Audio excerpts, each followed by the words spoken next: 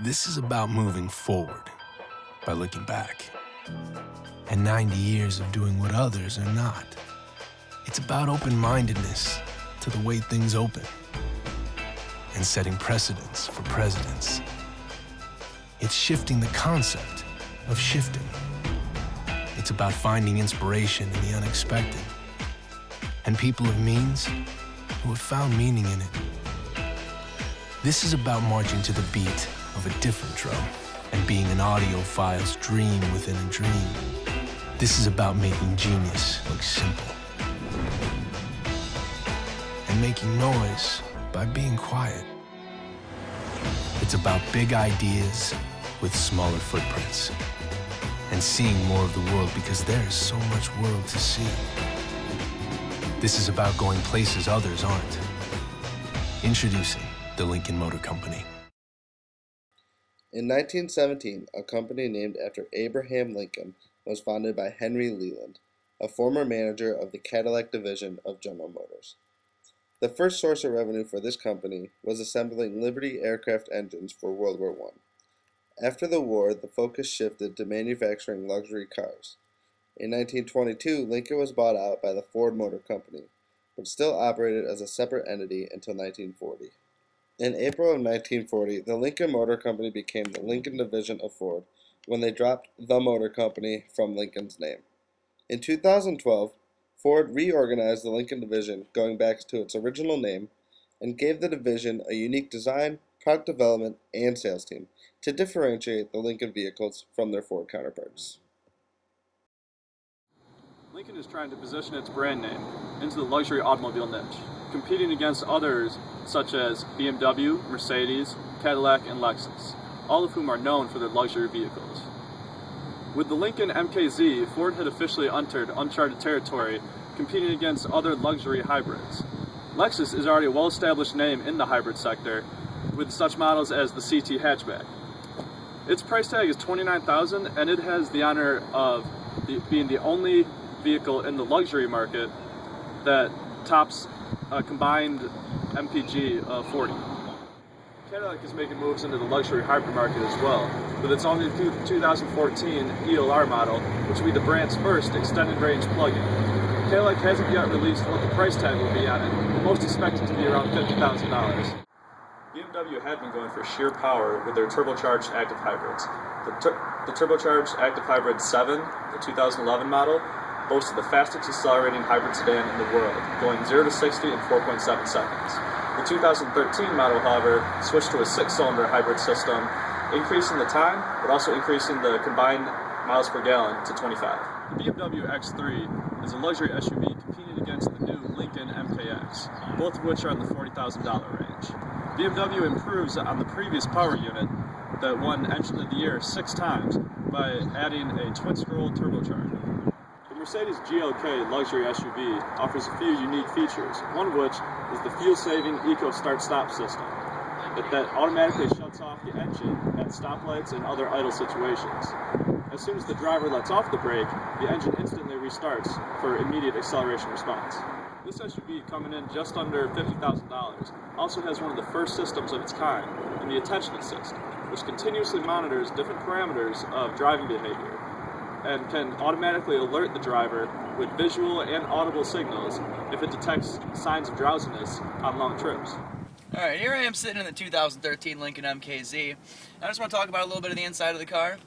What makes Lincoln different from its competitors is they provide top-of-the-line products that are customizable for each of the customer's needs. The Sync system, which was created to please the customer by having, basically take multitasking to the next level. You have your navigation system, your radio, your touch, you have touchpad for your heated controls right here. And if I turn the car on, they'll pop up right here. You can check your stocks, you can check your sports scores, you can even call your mom if you want to while you're driving your car. And all that can be done right here at the steering wheel with the push buttons. You can say voice activated, I want to call mom. Call mom, I'm just going to call mom. On top of that, we have rain detecting sensors on the windshield that are able to maximize the convenience and safety for the driver. When the sensors detect moisture on the windshield, they automatically activate. They determine how fast to clear the way so you can focus and remain on the road. Many innovative technologies are also created for the family-oriented customer. There's a rear view camera in the back of the car as well as there's sensors around the car where basically if you get too close to someone or something, the brakes are going to automatically be applied. That's just something that they're wanting to aim towards the family-oriented customer and make it more safe. The rear view camera transmits an image of the space directly behind the vehicle to the rear view mirror, which is right here, or on the 8-inch monitor or on the 8-inch touchscreen. You can actually get an optional feature where you can have a little mini monitor up in your rear view mirror as well. There's many options along with this vehicle. You can get, there's a panoramic roof option on this and the MKT and the MKS too. And on top of that, we can have a DVD entertainment system and even a little cooler back here. So all of this right here is just ways of making the customer more happy. They want to open up, make it more of a family car, more headspace, for chauffeuring people around, if you will. And at the same way, we want to be able to go for the young crowd and also the family-oriented crowd, because going for the young crowd with Lincoln, that was part of their new plan. They want to pull the customer in while they can early in their life and keep them there long term. That's what Cadillac, which is our main competitor, has been doing with the Escalade. They've made that a very cheap SUV with a lot of differentiated features and a lot of classy, features like leather seats and touchscreen radio and little features that you see in this car everywhere, but it's a car and it's from Lincoln, the new Lincoln Motor Company. As for our main competitor, Cadillac, they follow the same type of strategy that Lincoln does. They use differentiated products off of their generic brand vehicles based on the Chevy models, like the Cruze, the Aveo, and the truck models as well. The main car model that took away from Lincoln's market share in the luxury industry was the Cadillac Escalade. That is being used more for government purposes and transportational purposes compared to how the Lincoln Town Car was and the Lincoln Navigator probably about 5 to 10 years ago. It's just something that Lincoln has... Ford bought many other European car brands, and they focused on trying to make each one of these brands their main brand for luxury. And Cadillac just went over the top and focused only on Cadillac, and they let go of Saturn, they let go of Pontiac, they let go of all their luxury brands, and here they are focusing on Cadillac. The Cadillac Escalade is basically its Chevy Tahoe with a lot of cool features like leather seats, touchscreen radio, more buttons on the steering wheel. There's a moonroof. I think they have a panoramic roof too as well now. And on top of that, they do have hybrid technology in the Escalade. The Navigator is getting to that level right about now. Lincoln is looking to maintain their hybrid technology from all their Ford cars into all their luxury models as well. So basically, Lincoln is looking to maintain a nice car that still gets good fuel economy and is aimed towards the younger crowd. The inventory problem that Lincoln has been facing since the redesign of their company was more of an implementation problem, where the problems arose in their new areas of value creation in the 2013 MKZ, for the most part. The MKZ is supposed to be the poster child for the new Lincoln Motor Company, which was shown in the Super Bowl ad that we saw this year, and it was basically, they're trying to go for more Abraham Lincoln aspect of the company. They want to go back to the old days, like the 60s and 70s, where they had, high luxury, high class vehicles. This was considered an early marketing push because the inventory was low in the production facilities and at dealerships, as well as production was halted in Flat Rock, and the integration part of the radio, the backup camera, the sensors, it has a shifterless, the shifterless paddle wheels were not working correctly either. All of this was a problem when they put out this ad. Lincoln remains 8th in sales in the luxury market. By spending all this money on the Super Bowl ad, it was over $1 million. They've never put out money for an advertising commercial in a big game like this when they've been posting losses. Ever since the bailout with Ford, GM, and Daimler Chrysler, Lincoln has not made profit. This is another reason why the marketing push had to be done. On the other hand, though, for them to do this marketing push, they had to have the supplies and the vehicles ready to take that on. Sales have dropped 25% model-wide, according to Bloomberg magazine, since the airing of this Super Bowl ad.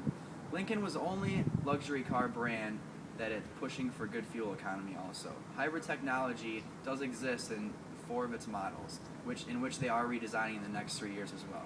I'll mention that later. An aspect that relates to the redesign and implementation of the MKZ was to bring back the popularity the automaker had when the Lincoln Town Car was in use years ago. This was before Cadillac stole the market. Limousines and government vehicles were basically what Ford was aiming the MKZ towards. They want to stretch out the back seat, give more headroom and more legroom for people being chauffeured around. Using a differentiation strategy, they use certain technological advances and user-friendly features to give the driver more attention to the road. Turning back the clock is what it's said by the executives at Ford, and it's the main brand change that Ford wants consumers to see, the new Lincoln. A flaw with this technique, though, is that the consumers have not seen the actual value creation. They don't compare it to the high price of the vehicle. This is hard when you're trying to aim your vehicle at young buyers as well, because the young buyers look for little things like that. We were meant and we were raised to be thinkers. And when you look at a car and you compare it to its generic base model car, and it looks about the same, minus leather seats, a touchscreen radio, and push button features, the user doesn't really find a whole lot of value out of that. But when you actually sit down and think about it, having the safety features that say this car does not have, and a year newer, looking at the front end, the headlights, the sensors, the rear view mirror, all of this is safety features for the car. And I'll tell you one thing that a lot of people don't know, in the 2013 MKZ, the seat belts have airbags in them as well. So if you get into an accident, you're protected that much more. By using online customization features through Lincoln.com, it's possible for the customer to video chat with the sales rep while choosing the options they want on their new vehicle.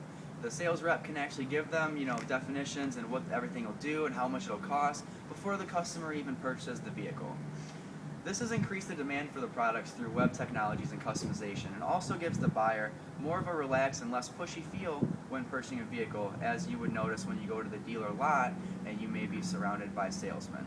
Up here at Cranepool Ford at Lincoln, we have seen that the salesmen are very nice, they're very easy to work with, and I would probably use the online feature and hope to talk to one of them when purchasing my next vehicle. We can also point the blame, though, to demand.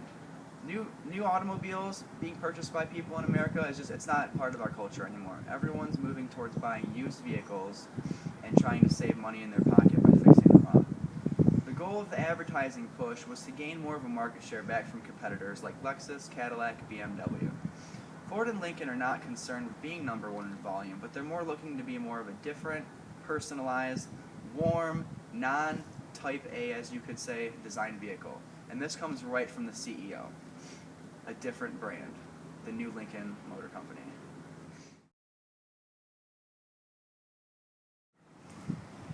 Lincoln is not concerned with being number one in volume. They're looking to be a differentiator instead. Lincoln plans on continuing to create innovative technologies that will help fulfill every customer's need. They will continue their way of gaining loyal customers by targeting people who are not looking for a Lincoln, but a different brand of luxury vehicle. Lincoln wants to be different, differentiator. A Lincoln specialist would deliver a vehicle to their home or work, demonstrate the product, and ask them to take a survey about their opinion of Lincoln. People have said that being part of a program will definitely influence their next vehicle purchase. They will also further research and development on the hybrid market. Lincoln is also entering the hybrid market in the growth stage of its life cycle, so further improvement in efficiency is expected. As we can see right here from this is a 2012 Lincoln MKZ. It still has hybrid technology, but it follows a little different body style. They've just redesigned it this year in 2013, and we're looking to aim more towards the younger market still.